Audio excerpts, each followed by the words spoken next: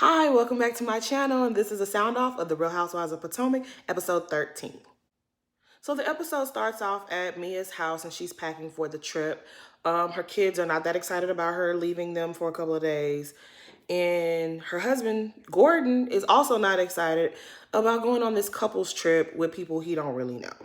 So over at Candace and Chris's house, they're discussing business and like upcoming meetings that she's gonna have with different labels.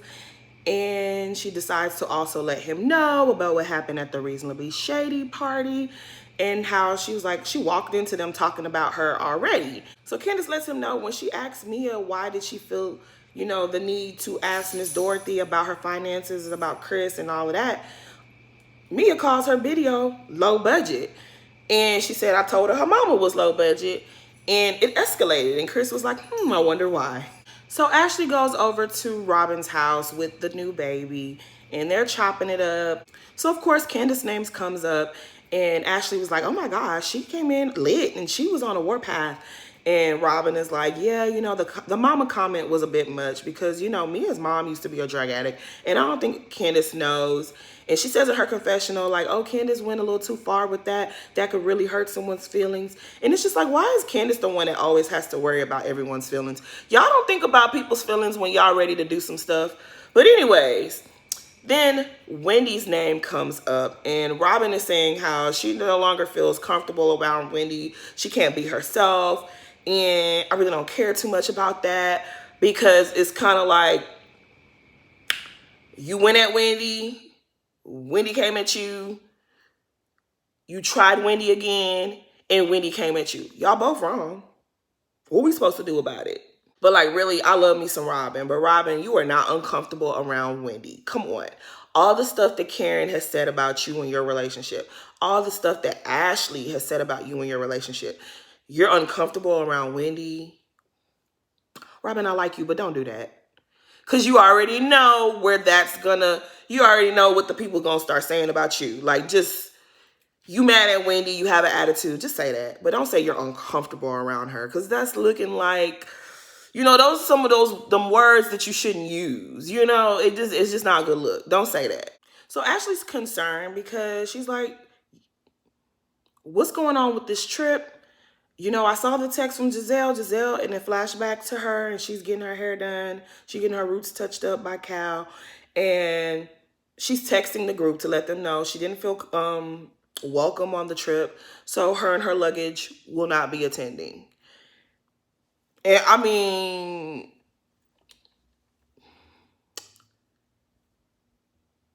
Giselle said, y'all not just gonna be clowning her and she's just gonna be showing up to y'all shit. And I mean, it is what it is, fair. So we get over to Wendy's house and she's having a cute little scene with her little doggy, and she's putting on her little cheetah print blouse on the dog, and the dog is uninterested. My dog's like that too. She don't like clothes. She's like, no ma'am, no thanks.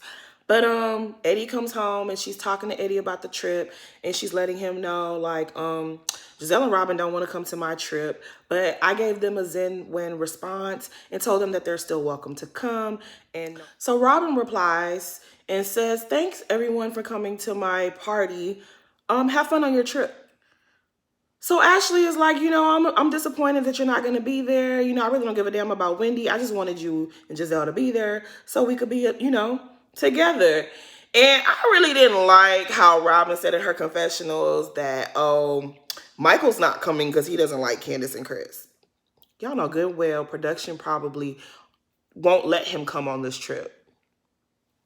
Y'all know they won't. Y'all know production don't want Michael Darby on nobody's trip. He wasn't at Monique's trip. He's not going to be at this trip. He's only allowed in a limited capacity. Y'all are not low. So we have to sit through another forced interaction between Ashley and Karen because they're riding up to the Eastern Shore together.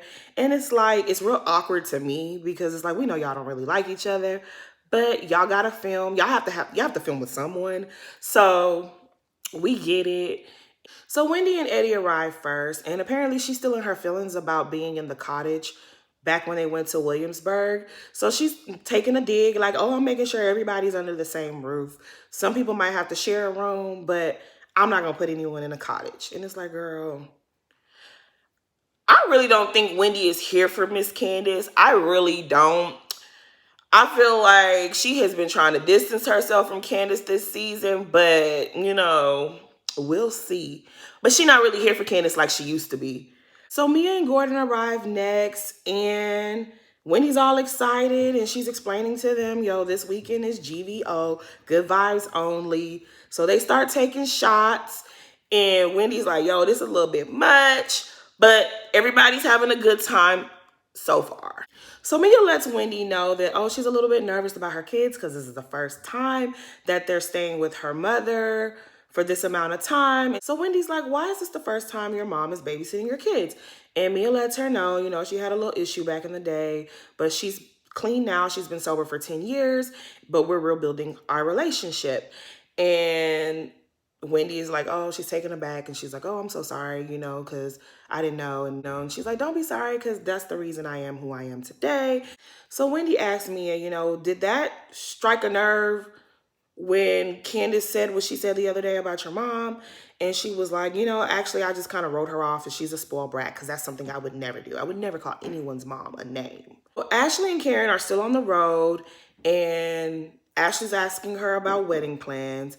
And of course, Giselle's name comes up, and she's like, yeah, she's invited, and everyone's invited. I'm in a good place. I want to make sure this group comes together. And they flash back to Ray and Karen having a conversation. And Ray's like, yeah, you should invite her. I don't know who she's going to bring, but she should come. Maybe she'll bring the hairdresser. And it's like, now, when Giselle sees this and she shades Ray again, you're going to be mad. I'm just kind of getting annoyed with this. Everybody want to be able to poke at certain people, and then they're not allowed to poke back. Like, okay. So Candace and Chris arrived to the Shore House, and everybody is like, oh, yeah, they doing all their little goofy, corny stuff. And Candace, girl, you just don't know. Wendy is girl. Wendy got something for you, girl. Wendy is explaining the rules, and she's like, this weekend is about GVO. And if you can't GVO, Candace was like, you can GTFO. And it was a cute little moment, ha, ha, ha, but she just don't know. Mia's in her confessionals talking about some, Chris just needs to be a manager so that Candace can get some and she'll be in a better mood. And it's just like, girl, get you some business. Get out of these people's love life. Like, did I miss the episode where Candace was like, yeah, he's manager, so we don't have time for it? Like, did I miss that? Because it's like, girl, this is the second time you've said that. Maybe I'm the one that's tripping. I don't know. So Wendy's all excited, and she starts dropping it like it's warm. And G was like, he pulled out that money real quick, and he was like, oh, I need some change. Let's make it rain up in here. And I'm like, okay, G. Y'all on the trip with a whole Michael Darby 2.0, and y'all don't even know it. G is giving off Michael Darby vibes real strong. And Candace is not here for this. She's already not here for Mia, and she's not here for you, Gordon. He's doing a little bit too much. He lets the people know how much he loves strip clubs, but he only go because his wife loves him. And Mia lets the people know that, Gordon likes white girls. Eddie's like looking around. He was like, wait a minute. What are we talking about here? Like, what's going on? So Escala and her husband arrive, and Candace kind of takes her away from the group. And Wendy was like, yeah, go look at y'all rooms. Go choose which one you want. So me and Wendy stay behind with the rest of the guys, and G goes out and makes a phone call. He comes back. He's really excited, and he's like, Mia, somebody wants to talk to you. And he was like, everybody, listen to this. And he's tapping, listen to this, listen to this. And it's because he wants everyone to know that he's getting Mia a customized G-Wagon. So meanwhile, back in the room, Candace and Escala are chatting up about, Mia and G. And like, yeah, this is about to be a long weekend with him because he's really over here cutting up. And Wendy walks in and like, what y'all talking about? And they're like, yeah, we can see things going left already. And Wendy's like, yeah, let's not do that. We want GVO. And they're talking like, yeah, girl, he just told her to shut the fuck up just downstairs. And then Mia walks in, and Mia's like, y'all talking shit? And they're like, yeah, we was talking about you. And they get to talking, and Wendy is like, look, Mia shared with me this about her mom. And Candace is like, what they have to do with me? And she was like, because of the comment you made. And they start to get into it, but they don't really, like, she doesn't really say what the issue is. And so Candace just cuts her off and was like, look, I said it because, you know, you did what you did. And Mia is back with this whole boss lady, I'm the CEO nonsense. And it's like, girl, we get that you the CEO, you the boss, you this, whatever. But you are amongst friends. You're not in the workplace. You are no one's boss here. If she invites you somewhere and you don't like the atmosphere, you can simply leave. But of course, they can't just, have a normal conversation, and they start going back and forth. And Skylar is like, girl, this ain't a business retreat. We are here, as friends. And Candace is like, exactly. I did not invite you to critique anything that I had going on. And Wendy is like, are you okay? She's like, what you checking on her for? And she was like, well, I understand. I know what it feels like to be attacked. And see, this is where Wendy is going to lose me, because Wendy forgets. She chimes in, but she forgets how she was treating Mia earlier in the season. She forgets how when they were at Candace's house, Candace had to interject because it was her, Escala, the Green Eye Bandits, all on Mia. And Candace is very much annoyed because she was like, I chimed in to help you, and I can't believe we're sitting here, you talking bad about my video. And they start to go back and forth, and it's just not getting resolved. And Mia decides, oh, my best friend is calling me. I'm going to talk to her. And it just starts to go left. The ladies get out of the room, and Candace is like, this is my room. This is my room. But she don't know. She don't know what Winnie got in store for her. And so she's on the phone and she's leaving, and she was like, hi, my fabulous friends. Yeah, you guys understand me because you're rich and fabulous. And these broke bitches. Candace is like, well, your mama's a broke bitch. And obviously at this point, Candace knows that mom is a sensitive subject, but she don't really know why. And I don't think she cares, because it's like her mom is a sensitive subject. Her husband is a sensitive subject. And it's like, Mia didn't really have no courtesy for me. I don't really got nothing for her. And it's just going back and forth. So they go downstairs. Karen and Ashley arrive. So now that everyone is here, Winnie finally gets to let them know that there is an order of who gets to choose their room. Karen, you are first place. Candace, you are last place. And it's like, girl, you've been waiting to do that this whole time. You've been setting Candace up this whole time. Like, girl, go look at the room you want. You ain't gonna get it, though. And it's like, Wendy, you are so corny. But I guess, girl. So Ashley and Mia are talking. And Mia's like, oh, my God, this girl. She is so mean. And Candace is like, damn, I'm standing right here. I can hear y'all. And she was like, well, come on to the conversation. And, of course, that starts to go left. And they start going back and forth. And everybody starts getting nervous because, of course, they start getting flashbacks of season 5. And I'm not gonna lie, my girl Candace, she was turned. But I feel like Candace is just over y'all trying to mess with her. Like, y'all want a moment and y'all come for Candace. Y'all getting ignored. You're not getting that much screen time, so you come for Candace. And I think Candace is just triggered, and she's over the shit. And she's tired of y'all thinking y'all could just play with her and just say whatever and do whatever to her. And I do think she's doing the most, but it's like, goddamn, the girl can't have no feelings. Y'all want to do to her, and she can't never do nothing back. And I've seen already on Twitter, everybody's talking about, oh yeah, y'all owe the bird lady an apology and this, that, and that. And it's just like, y'all think because this girl is small in size that y'all could just treat her however? She's human too. She is tired of y'all messing with her. So the moment that everybody's been waiting for the entire season is here. Candace and Mia are going back and forth. And Candace tells her, like, girl, you need some therapy because you keep walking around here acting like with your nose in the air, looking down on everybody else because you feel like everybody's broken. You're up there. And it's like, girl. And she does like this to Candace. Am I ashy? She does like this to Candace, and Candace was like, girl, get your hands out my face. You did that to Wendy. Get your hands out my face. She doubles down and does it again. And Ashley's like, everybody's making faces. And this is my thing. Nobody says anything. Nobody says, hey, Mia, keep your hands out of people's face. Keep your big ass hands out of people's face. Nobody says anything. So they keep going back and forth. So Candace is clearly not here for it. This thing just keeps escalating. And Candace is like, yeah, where's your pimp? Go get your pimp. Finally, Candace picks up the lettuce, and she was like, feed her. And Mia comes back, and they're going at it, and she says, your mama again. And now everybody jumps in. Now, when she had her hands in Candace's face, nobody jumped in. But when Candace said, your mama, again, everybody rushes, you don't know her mom. You don't know her mom's story. Everybody's jumping down Candace's neck. And it's just like, yeah, Candace was doing a bit much. I'm not gonna even lie. She did the most. It has to be a lot. It has to be a lot where everybody feels that they could say whatever they want to you and you can never respond. You can never get angry. You can never show emotion because everyone is like, that's why she got beat up. That's why she got popped. The same way everybody was defending Monique. Y'all been coming for Candace since she stepped on the scene and she's sick of y'all shit. So Candace reminds me of my friend I used to have, right? This girl I was cool with back in middle school and high school, right? And we'll call her Nikki. So Nikki used to constantly get into it with people, was always arguing. Everybody couldn't stand her because of her mouth. And she was real small, petite, like Candace, right? Real tiny. And one day I'm in PE and this girl, we'll call her Rachel. Rachel walks into the locker room and Rachel is like, yeah, I need some people to help me because I'm gonna fight Nikki.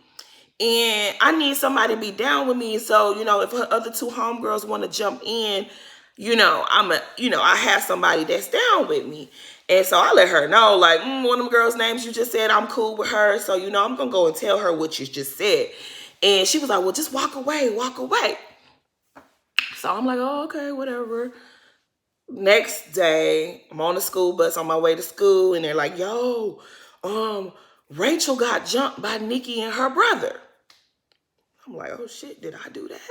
So turns out the story is that same day, Rachel got some people to come with her. They went and knocked on my friend's door. My friend came outside with her little brother and her older sister. They get into a fight. Punches is being thrown, blah, blah, blah. Ooh, everybody's catching them. You know how it go. She gets the best of my friend Nikki, right? And Nikki is on her back on the ground and Rachel is on top of her. Boop, boop, boop, knocking, just catching her. My friend Nikki, I think she was just tired of the bull. And she was like, oh, you're not just going to be whooped. You're not just going to catch me in the mouth, blah, blah, blah. And it just end like that. No, that's not how this ends. So my friend leans up and she takes a big chunk on Nikki's thigh. She bites the shit out of that girl. Rachel was like, oh no, this bitch didn't. She bit me. And so Rachel leans forward, and that was a bad idea. Because when she leans forward, my friend Nikki grabs her, bites her again, this time on her face, and locks jaw. And she's just like, she got her teeth in that girl's face and she's not letting go. And she's not letting it go. So we get back to school the next day and we see Rachel walking down the hallway and everybody's like, damn! Ooh, girl. Long story short, I don't know how many times she punched my friend in the face, but I know for the rest of that year, and I bet you, she still has that big ass bite mark on her face. When I say my friend drew blood, she got tired. She got tired of people trying to put their hands on her because she couldn't just be a free citizen and walk around the world and use her right and use her First Amendment like everyone else. So y'all gonna get tired of talking about somebody should put hands on this person, on that person. I'm trying to tell y'all. Y'all say y'all from the streets. In the streets, there's no rules. Y'all gonna keep putting y'all hands on people and it's gonna end bad. Y'all need to stop thinking y'all can go on to these shows, oh, and I'm gonna put my hands on somebody. Because when stuff go wrong and you walking around with a lifetime scar on your face, then what? But I say all of that to say, I'm tired of people keep coming for Candace. Like, Mia, you started this. Mia, you started this mess. You have a very strange relationship with your mother. It's very sensitive, delicate situation. Why would you go play with somebody else's mom? I don't care what Miss Dorothy was walking around there saying. You had no right to go up to her, to approach her and ask her anything about Chris, anything about Candace, especially what you asked her. Because that question was asked and answered. You had no right. And I'm not gonna lie, Candace did go off, and I think Candace was really like she did a lot. I'm not gonna sit here and lie. Candace did a lot, but sometimes I don't care what kind of hands you got. You get tired of people playing with you. You really do. And if my strength is in my words, I'm going to use them. I know people are gonna say Candace is wrong. I really don't care. I really don't care because I just think it's unfair. Candace was nothing but nice to you, and you came at her, and she's letting you know like this is upsetting me, and you're still trying to insult her, and you think it's cute, and then this happens, and everybody's like, "Oh my god, oh my god!" A lot of you people in the real world, y'all know that y'all have arguments with people y'all work with all the time. You don't put your hands on them. You use your words, you use whatever you can, but you don't touch them. Because a lot of y'all will be in jail. But anyways, that's my sound off for the Real Housewives of Potomac episode 13. It was a cliffhanger. I will see you guys next week. Thanks for watching.